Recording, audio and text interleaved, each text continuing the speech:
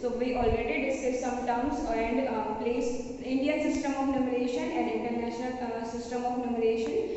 And previously we did some questions based on the place value and base value. Now next move forward to the next question, that is write the following numerals in the Indian place value chart. तो हमें क्या करना है, इनको Indian place value chart में right करना है और ऑल्सो राइट देयर नेम्स, और उनकी वर्ड्स में जो है नेमिंग भी करनी है. तो first part is this. First of all we have to put the comma. So firstly 3 digits के पहले, then 2 digits and then 2 digits. ठीक है. So please Indian system of numeration में क्या होता है हमारे पास, लास्ट होता है वंस, then tens, 100 और 1000 is denoted by th, then 10,000, then lakh, 10 lakh, and here we have crore. Okay, so firstly अगर हमें प्रोनाउंसिएशन करना है क्या होगा यहाँ पे 3 and 10,000, 10,000, lakh, 10 lakh and crore. ठीक है, करोड़ तक वैल्यू है हमारे पास. तो करोड़ में क्या है डिजिट वहाँ पे 8. so 8 will be at the place in the table like this. 10 lakh में कौन सा डिजिट है हमारे पास 2. so here we have 2. then 10 lakh में कितना हमारे पास 7. then 10,000 पे 4, 1000 पे 2, 100 पे 5, 8 and 6. If we want to write these, write the name of this number, so we have that 8 crore, 8 crore, then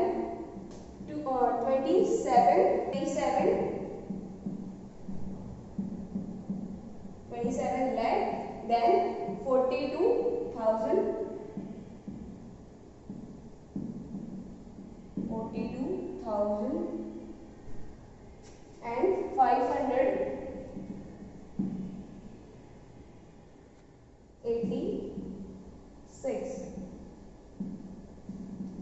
So firstly we have to put these digits in the Indian system of place value, and then we have to write the name. So according to here we have 8 is at the place of crore, so 8 crore, then 27 will be called in a called as one number, and after that we have to write lakh, then 42 will be at one place, and we have to write the 1000 after that, and then 586. This is the name for this digit. Now second part is you have to try yourself. Now next question is write the following numbers in the international place value chart. Firstly fifth में क्या करा था, Indian system के according करा था, और अब क्या करना है इंटरनेशनल, और also write their names. So we have to write their names also. तो इंटरनेशनल सिस्टम में क्या होता है हमारे पास टेबल. सो इंटरनेशनल में अगर हम कॉमा पुट करते हैं तो हम क्या कर लेते हैं 3 डिजिट्स लेते हैं. यहाँ भी कितना होंगे 3 डिजिट्स, एंड उसके आगे भी 3 डिजिट्स. ठीक है. तो फर्स्टली क्या होता है हमारे पास once, then here thousands, and then millions. और इसमें भी अब हमारे पास क्या होती है 3 टर्म्स होती है. यहाँ पे वंस में तो सिंपली हो जाएगा वंस, टेंस एंड 100. थाउजेंड्स में क्या हो जाएगा 1000, then 10,000 and then 100,000. ठीक है. मिलियंस में भी क्या हो जाएगा हमारे पास मिलियन, 10 मिलियन और 100 मिलियन. ठीक है. सो यहाँ पे क्या So we have to write, we are doing this part. So firstly write से start करते हैं. 1 is 4, then 1, 9, 2, 5, then 9 and again 2, 4 and 6. ठीक है. अब अगर हमें इसकी नेमिंग करनी है तो क्या हो जाएगा हमारे पास, हम कलेक्टिवली लेंगे 3 डिजिट्स को. तो यहाँ 3 डिजिट्स क्या है 642 और उसके बाद हम क्या लिखेंगे मिलियंस. ठीक है. देन उसके बाद 3 टर्म्स को हम कलेक्टिवली काउंट करेंगे उसको 952, एंड देन लास्ट में क्या होगा थाउजेंड्स, और उसके बाद क्या हो जाएगा हमारे पास 914. ठीक है. तो क्या होता है यहाँ पे 600 600 और क्या है हमारे पास 42 और लास्ट में इनके कलेक्टिवली करने के बाद इनके लास्ट में क्या लिखना है हमें मिलियंस। नाउ नेक्स्ट 3 टाइम्स हम कलेक्टिवली काउंट करेंगे, वो क्या है हमारे पास 900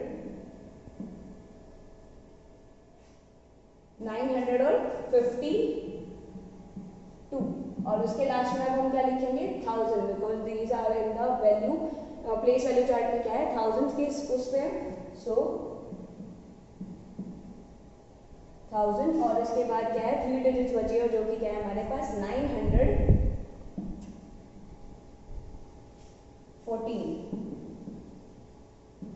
ठीक है।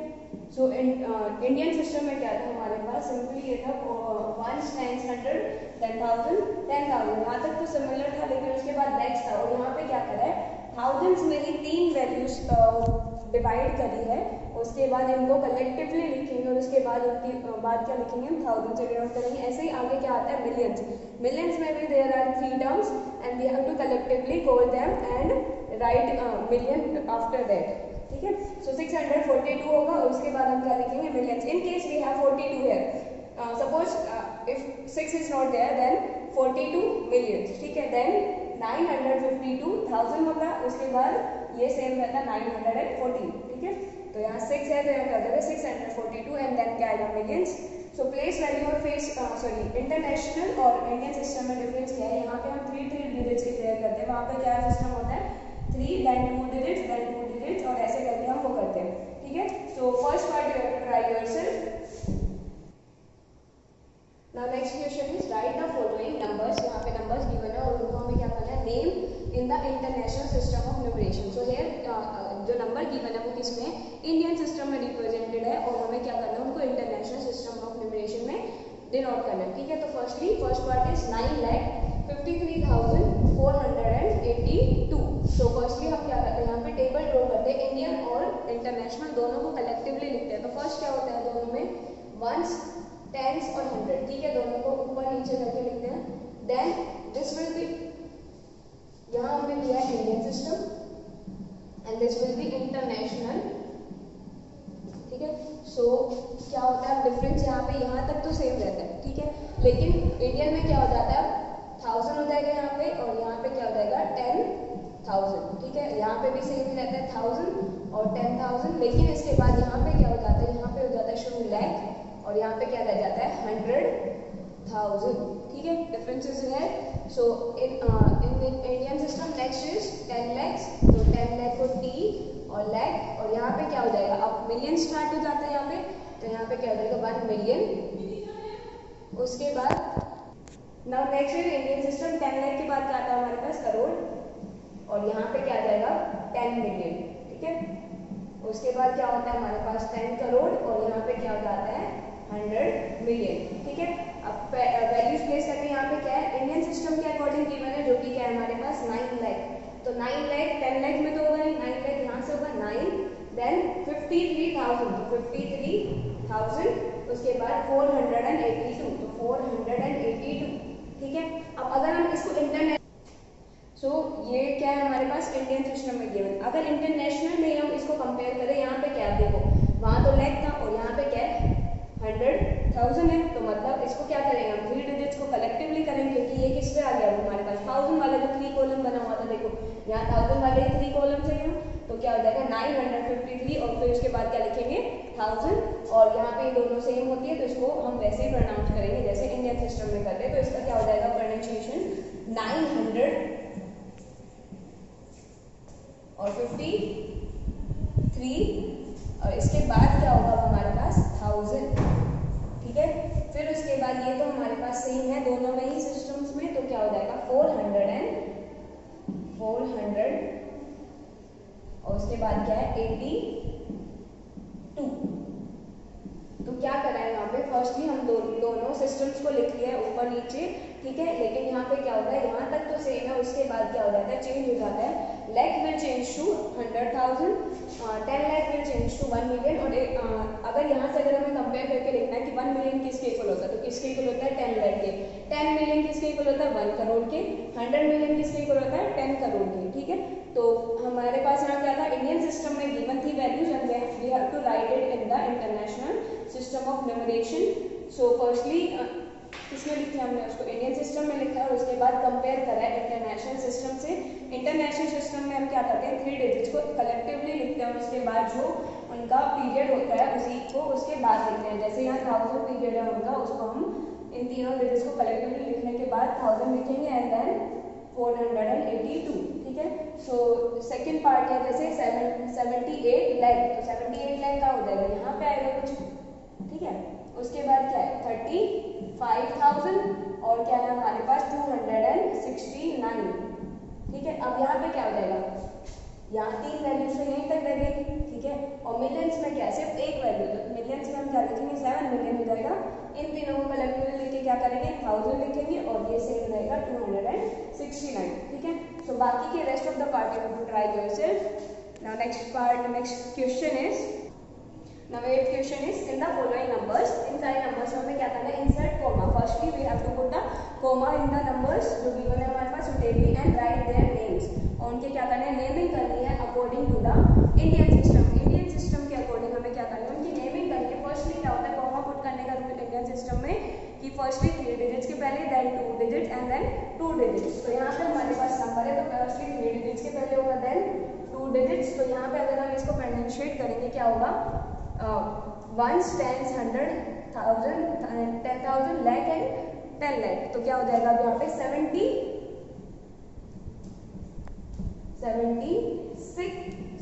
lakhs, देन आगे क्या है हमारे पास 32,000 और 435,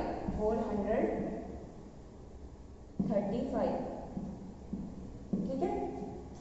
similarly we can try in these 3 parts कि यहाँ पे क्या हो जाएगा, फर्स्टली 3 डिजिट्स के पहले, then 2 digits and then 2 digits, ठीक है। यहाँ पे क्या है, करोड़ तक है तो 5 crore, then 83,64,950। This is the Indian system of numeration की कॉमास कहाँ पुट करने थे। अगर बात आए नेक्स्ट क्वेश्चन, जैसे हमारे पास in the following numbers we have to put the comma, here also we have to put the comma and उनकी नेमिंग जो करनी हो किस अकॉर्डिंग करनी है, इंटरनेशनल सिस्टम ऑफ न्यूमरेशन के अकॉर्डिंग। मतलब क्या होगा, कॉमा किस में पुट होता है, 3 digits then 3 digits and then 3 digits.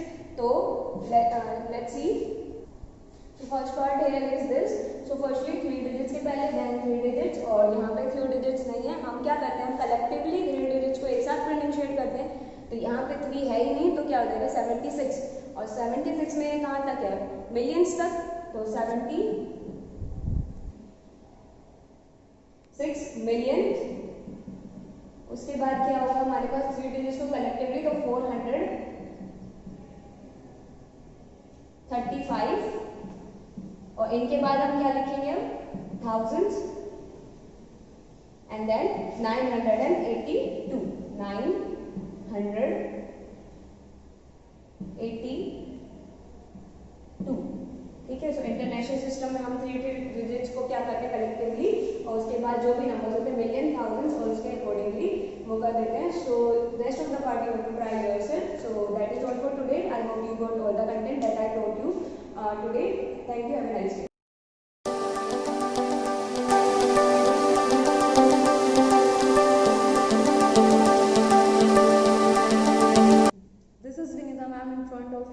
Presenting a video regarding to the subject science. And as you know student, in our previous video we were doing the competitive exams preparation, but from 2 or 3 days we are continuing to the revision syllabus revision. We have started from the chapter first. In our previous video I have told you about the different food habits of the animals. So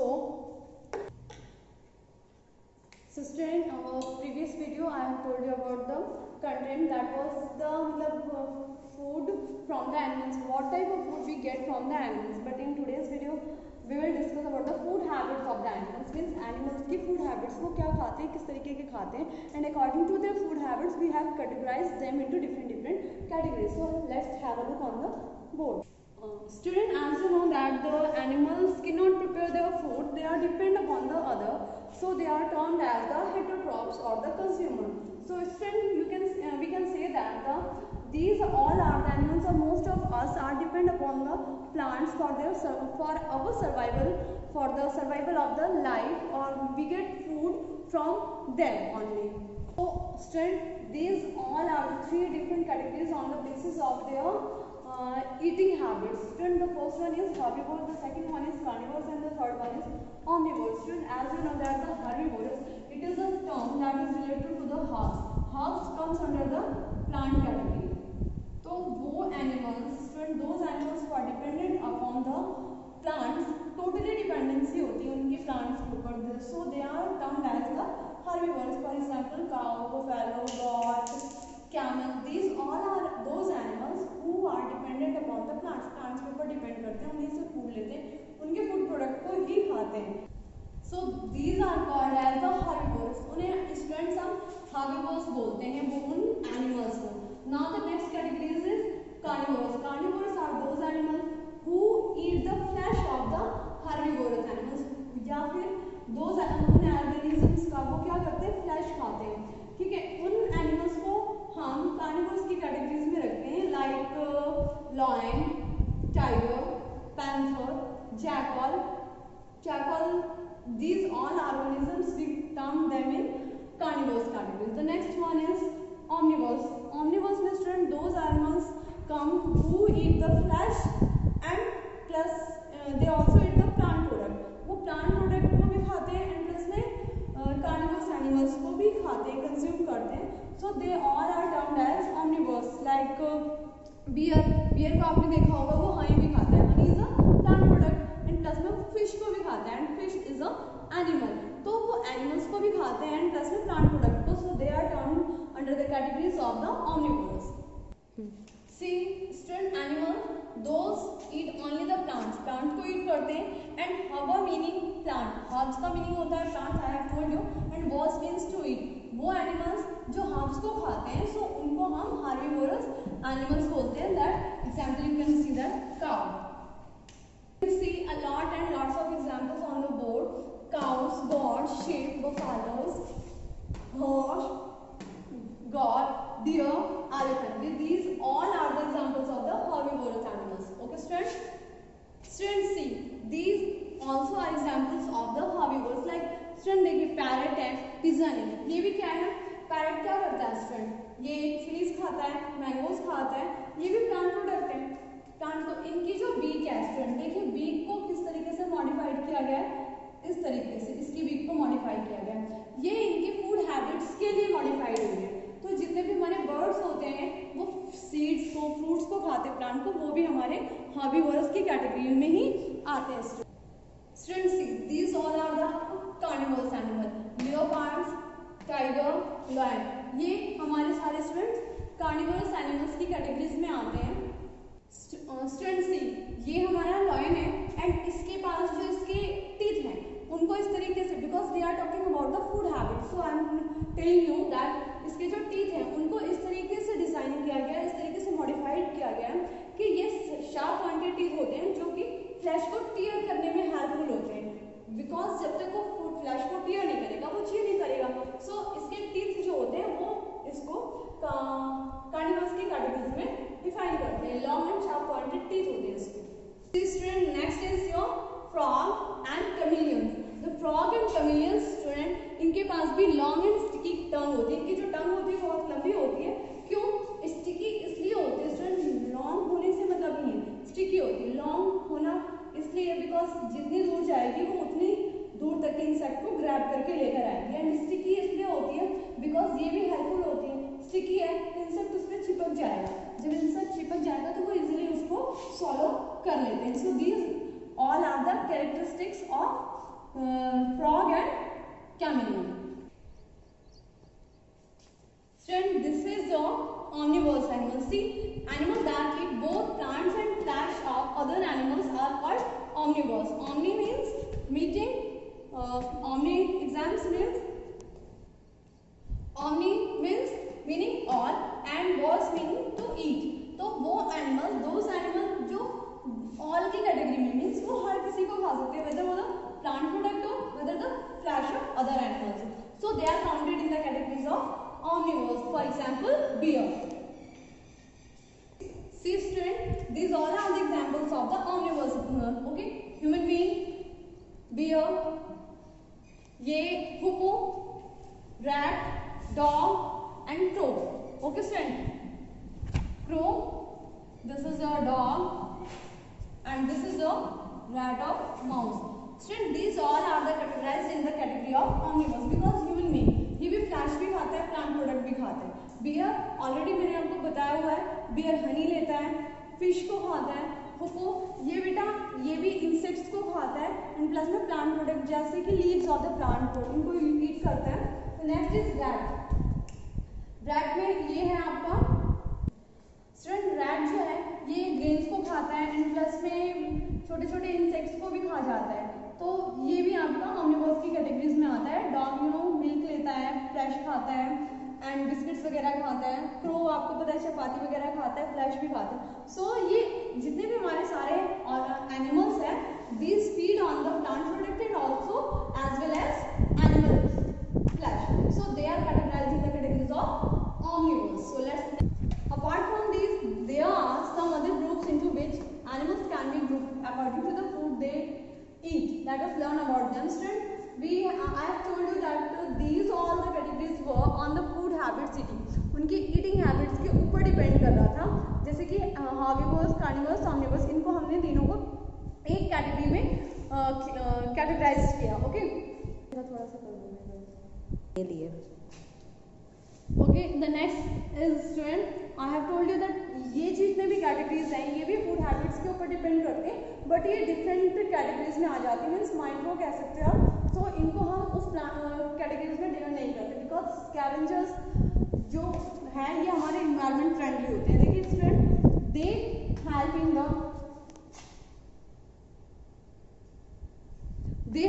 the clearing the environment. Otherwise जितने भी हमारे dead bodies हैं, अगर जो भी dead animals हैं, जो dead material है, अगर हमारे इन्वायरमेंट में बच जाता है तो उससे क्या होता है, बहुत सारी डिसीज हो जाएंगी, लोगों को भी होने लगेंगी, प्लस में एनिमल्स को भी होने लगेंगे. ये तो क्या करते हैं, स्कैवेंजर्स जो है वो इन्वायरमेंट को क्लीनिंग का काम करते हैं. एंड फिर स्कैवेंजर्स उन एनिमल्स को हम कहते हैं those animals who feed on the dead bodies. I have told you that the dead animals पर वो फीड करते हैं. तो डेड एनिमल्स की बॉडीज पर जो फीड करते हैं, दोज एनिमल्स को we categorize them in the category of the scavengers like vulture, eagle. ये जितने हॉक वगैरह हमारे एनिमल्स होते हैं सबको हम स्कैवेंजर्स की कैटेगरी में रखते हैं. बिकॉज क्या होता है कि अगर ये एनिमल्स हमारे इन्वायरमेंट में नहीं होंगे तो वहाँ पर बहुत ही ज़्यादा अमाउंट में पोल्यूशन हो जाएगा और डेड बॉडीज हो जाएंगी. अभी सब जगह आपको डेड बॉडीज दिखाई देंगी बिकॉज उनको खाने वाला कोई नहीं होगा. So they are a very important part of our ecosystem, our environment. They are very helpful, they are very beneficial. The next one is your parasites. Student, parasites, those organisms that depend on or live on the inside the body of other living organisms or host for the food are called parasites. Parasites usually have या फिर grow on the host plant. Student, देखिए क्या होते हैं, जो parasites होते हैं ये वो ऑर्गेनिजम्स होते हैं जो लिविंग बींग्स के ऊपर. अभी मैंने आपको स्कैवेंजर्स के बारे में बताया था. स्कैवेंजर्स जो है वो डेड बॉडीज पर फीड करते हैं, but the parasites are those organisms who feed on the living beings body. जीव जो होते हैं, जीवित वस्तुएं जितनी होती हैं उनके ऊपर फीड करता है, उनकी बॉडी से ब्लड लेता है, न्यूट्रिएंट्स लेता है. तो जस्ट लाइक वो होस्ट की तरह उनकी बॉडी के ऊपर रहेगा या फिर उनकी बॉडी के अंदर. You can see that this is an mosquito. Mosquito क्या करता है, हमारी बॉडी के ऊपर फीड करता है, हमारी बॉडी से वो ब्लड लेता है, तो वो हमारे बॉडी के आउटसाइड है. बट जो इनसाइड कह सकते हो आप, टेप वॉर्म, वो एक राउंड वॉर्म होती है हमारे स्टमक के अंदर रहती है, जो हमारी सैंडवी ट्यूब होती है उसके अंदर, तो वो भी पैरासाइट्स ही हैं. तो so these organisms feed upon their host. वो अपनी होस्ट की बॉडीज के ऊपर फीड करते हैं. Okay friends, see this is the example of, sorry, these all are the examples of the parasites. This is a mosquito, leeches, fleas. ये round warm ने insect ने कट कर लिया है तो इस तरीके से हमारी स्किन जो होती है वो रेडिश कलर की है. ये हमारे टेप वॉर्म वगैरह जो इंसेक्ट अपना हमारे इंटेस्टाइन के अंदर रहता है. तो मॉस्किटो हमारे बॉडी से ब्लड को सक करता है. लीचेस जो हैं, जोंक जिन्हें हम बोलते हैं, आप in the rainy season you can see them, और ये क्या करते हैं, जो रिवर्स वगैरह में बफेलोज काउस वगैरह जाती हैं उनकी बॉडी पर चिपक जाती हैं, and after that from there they suck the blood, वहाँ से वो ब्लड चूसती है, हमारी बॉडी में भी लग जाती है। तो these are the leeches. Fleas जो है वो आप मॉस्किटो, ये क्या करते हैं एनिमल्स की बॉडी पर, डॉग वगैरह जो होते हैं उनकी बॉडी पर हेयर्स के अंडर साइड में छुपी हुई होती है, वो होती है। एंड लीज जो होती है हमारी सर में, कई लोगों के आपने देखे जुए जिन्हें बोलते हैं, तो वो लाइस जो होती है वो भी पैरासाइट्स है। These all are the comes into the categories of the parasites. Students, see decomposers. Decomposers are also categorized according to the food habits के ऊपर categorize किया गया। Decomposers play a vital role in the recycling of nutrients and keeping the environment clean. Decomposers भी क्या करते हैं students? They also act like the scavengers because ये भी हमारे environment को clean करने में हेल्पफुल होते हैं। ये डिकम्पोज कर देते हैं, जो स्कैवेंजर्स ने बॉडीज को खाया होता है, आफ्टर दैट उसमें से भी कुछ अगर बच जाता है तो डिकम्पोजर्स उनकी बॉडी पर फीड करते हैं, सॉरी उस डेड ऑर्गेनिजम्स पर फीड करते हैं और उसको डिकम्पोज करके उसकी बॉडी से जितना भी न्यूट्रिएंट्स बचा हुआ होता है उसको दोबारा से सॉइल के अंदर रिप्लेनिश कर देते हैं। तो इससे सॉइल की fertility and you can say that the nutrients उसमें मिल जाते हैं एंड वो डेड बॉडी भी फिनिश हो जाती है एंड प्लस में इस तरीके से वो भी इन्वायरमेंट को क्लीन करते हैं। So let's have the examples of the decomposers. So these are the examples, bacteria and fungi both are the examples of the decomposers. ये क्या करते हैं, डिकम्पोजर्स की कैटेगरी में आते हैं, जो भी डेड ऑर्गेनिजम्स होते हैं उनको डिकम्पोज कर देते हैं। कोई भी मटेरियल हो सकता है, वेजिटेबल पील वगैरह, जैसे हमारे घरों से डोमेस्टिक वेस्ट निकलता है तो उन सबको डिकम्पोज करते हैं। डिकम्पोज का मतलब ही होता है सड़ा देना, किसी भी गली हुई चीज को उसको डिकम्पोज कर देना। डिकम्पोज यानी जो भी जिस मटेरियल से वो बना है उसको सड़ा गला के फिनिश कर देना। तो ये सारा फंक्शन होता है डिकम्पोजर्स का। So student, through this video I am going to end up my class and I hope whatever I have taught you, you came to know, you got the content, all whatever I have taught you in this class. So through this video I end up my class. Have a good day. Goodbye students.